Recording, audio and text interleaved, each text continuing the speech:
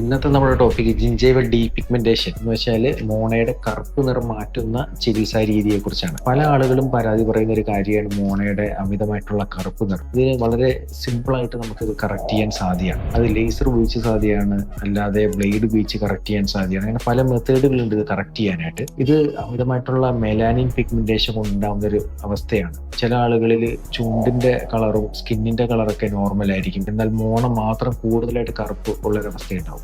ഇത് കറക്റ്റ് ചെയ്യാനായിട്ട് നമുക്ക് ലേസർ ചികിത്സയാണ് ഏറ്റവും നല്ലത്. ഇതിലൂടെ നമുക്ക് പൂർണ്ണമായിട്ടും ആ കറുപ്പ് നിറം മാറ്റിയെടുത്ത് പിങ്കിഷ് ആയിട്ടുള്ളൊരു മോണ സൃഷ്ടിച്ചെടുക്കാൻ സാധ്യമാണ്. വലിയൊരു ബുദ്ധിമുട്ടോ പെയിൻഫുള്ളോ ആയിട്ടുള്ളൊരു കാര്യമല്ല. 5-10 മിനിറ്റ് ഉപയോഗിച്ച് നമുക്ക് ശരിയാക്കി എടുക്കാനും ഇത് സാധ്യമാണ്. ചില ആളുകളിൽ ഈ ഒരു പ്രൊസീജിയർ ചെയ്തതിന് ശേഷം ഒരു 1 ഇയർ എല്ലാം കഴിയുമ്പോൾ ചെറുതായിട്ട് അവിടെ ഇവിടെ ആയിട്ട് കറുപ്പ് കളർ വന്നേക്കാം.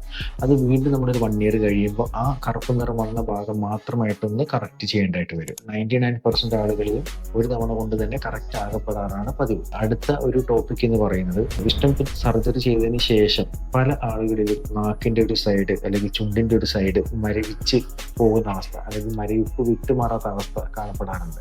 അതിനെക്കുറിച്ചാണ് അടുത്ത ടോപ്പിക്ക്.